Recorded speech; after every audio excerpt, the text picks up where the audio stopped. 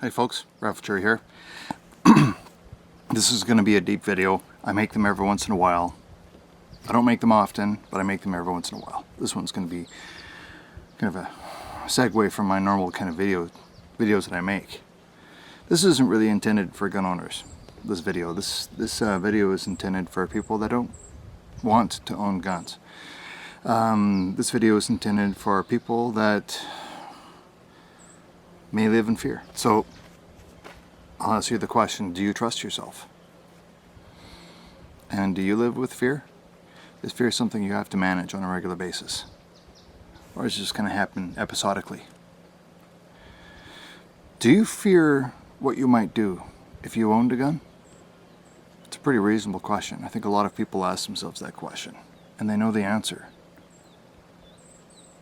Do they feel confident in themselves, or do they fear what they might do if they owned a gun? Are you one of those people? Because if you don't trust yourself, then do you also project that persona onto other people, like people that own guns? They can't be trusted either because you don't trust yourself. And if you can't trust yourself, then nobody's trustworthy, right? It's actually kind of human. It's like a human question, isn't it? What you believe yourself, what you place on yourself, you also place on others. But do you really think that that's a reasonable assumption to make? Or are you wrong for painting other people with your brush?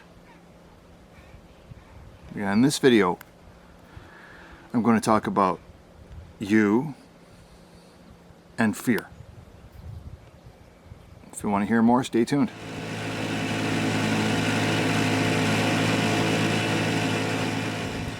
During World War II,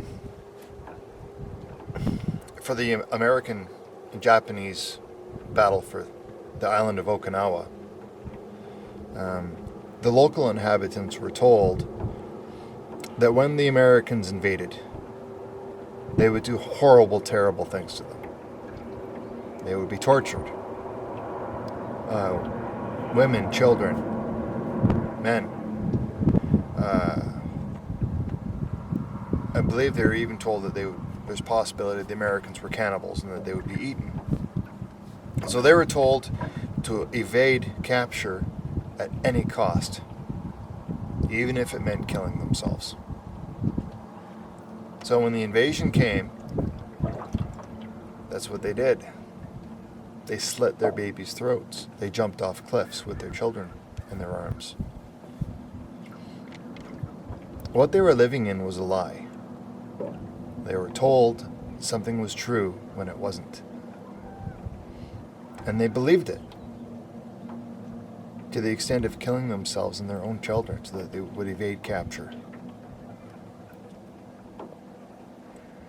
So, I'm going to leapfrog off of that concept, off of that idea, into this message that I'm trying to convey to you now. We currently are experiencing an epidemic of fear. And it runs rampant through our society, through our civilization. Is there anything that you fear? I mean, fear of the political left, fear of the political right, fear of failure. Are you afraid of trying for fear of failure? Are you afraid of the unknown? Are you afraid of dangerous things? Are you afraid of other people? Do you fear the government? Fear of criminals in your neighborhood? Fear of the gang culture? Fear of disease? Fear of the police? Fear of the government? Fear of your own image, your self-image? Fear of the future? Fear of global financial instability? Fear of retirement? Fear of your health situation? Fear of other people? The fear of leaving your house? The fear of the end of times? The fear of terrorism? The fear of insects? Fear of water? The fear of guns? Or also known as hoplophobia. So you can see, obviously, there's a lot of things to be afraid of. Do you know why you fear these things? Does it make sense to you? Does it seem rational? And is your fear well-founded? Or is it based off poorly conceived notions or misconceptions? Think about what it is that you're most afraid of and analyze why you're afraid of it. Also think about who are the people that are helping to perpetuate this fear in you. Why are they doing it? And do they come really from a position of education, strength, and knowledge? What are they gaining from spreading fear? What is their motive? What is their motivation to do it? Do they get power from it? Do they get influence from it? Are they getting money for it? And are you contributing to that? So when a child is born, are they born full of fear? No. Fear is a learned response. It's a learned reaction. And my argument to you is that there's a way out of undoing this learning so that you don't live in fear. Is all fear rational? No. But some fear is. I'll tell you, I developed a fear of grizzly bears and black bears when I was much younger. Somebody who was new to the forestry business, I was always running into bears, always having close confrontations with bears. Some of them were very dangerous, and I started to develop a phobia. However, for me, that was a healthy phobia, because it forced me to get educated. It forced me to understand bears, kind of the response to criteria. And my education helped me to overcome my fear when working in the bush. And it was through education that I became empowered to regain control of my own, should we say, I owned myself again, not the fear. So you have to assess whether or not your fear is based off a gut feeling or a real situation. And before you make important decisions, do you educate yourself first? Or do you make important decisions? Decisions that are going to impact yourself and others.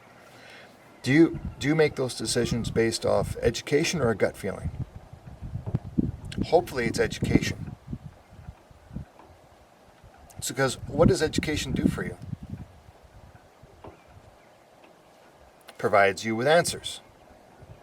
It reduces fear about heading into a certain direction or making decisions. It gives you tools to manage your situations and your challenges. And education empowers you. Then why are so many of us living in fear? Because they're not educated. They haven't taken that step to learn what the real situation is. They're getting their information, which is a fear-mongering process, a fear-mongering artery of information, which is the mass media. There's so much information out there. What is the real truth? What is the real information? Well, this is where problem-solving skills starting to getting involved. When man traveled to the moon, did he go to the moon because he was afraid to go? No. Man went to the moon because he was inspired. How do you get inspired?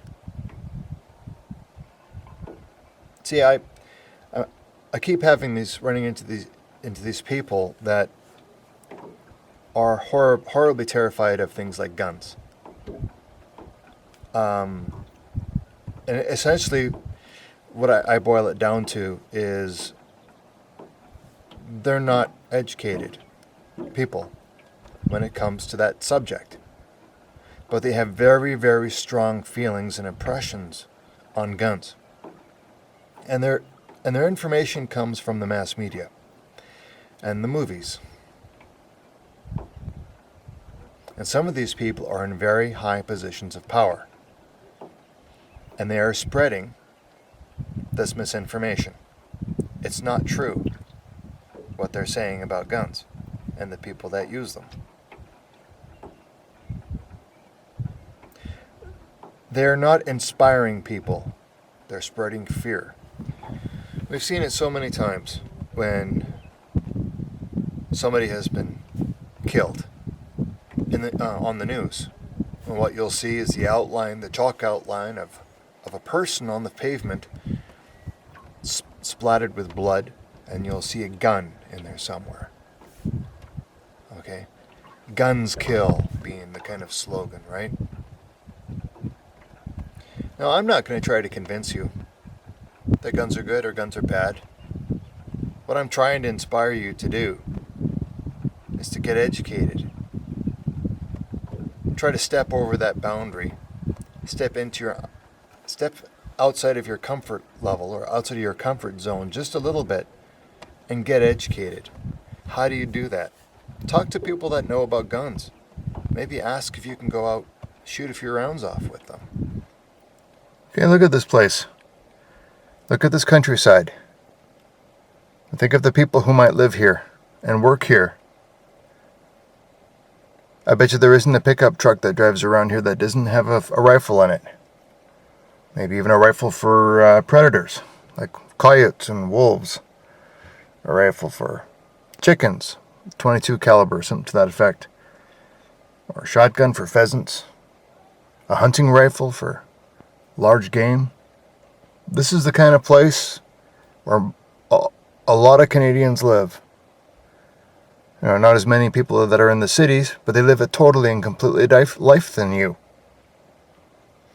Well, why should your opinions and why should your lifestyle deleteriously affect theirs? What have they done to you? Because the truth of the matter of the fact is, licensed gun owners are not part of the crime problem that you've been told that they are. They simply aren't. Look at the numbers and get educated. These people are not your enemy. Maybe go take a firearms safety course and get educated. Even if you have no intention of obtaining or acquiring firearms yourself, get educated. Is what I think I know about guns true?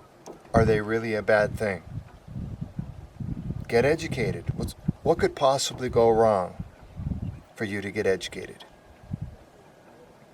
This doesn't apply to just guns. It applies to everything. It applies to the environment. Anywhere where there's fear, there's an opportunity to get educated. And here's where the problem-solving skills come involved. Once you've become educated, you've got to weigh the pros and the cons, and then derive a formulation for yourself, whether it's good or bad, for you. The problem is when people start dictating to others how it is that they must live their lives. These people have lived lives that are different than yours. So why does your opinion suddenly outweigh theirs? There is an arrogance to that. Or what my opinion is more important than yours, and so therefore I am prepared to trample your rights or privileges as a result. That is an arrogance that is pervading our society, and you have an opportunity to rise above it. So rise above it and get educated. So what's the point? The point is, when you catch on that they're trying to elicit an emotional response from you, whether it be fear or a different type of emotion, they're trying to get something from you. They're trying to get something out of you. Don't fall for it. Find out what the truth is. See through that and make an educated decision before you act on your emotions, before you act on your fear. That's the point. Get educated. This is Red for signing off. as always, Maple Leaf up.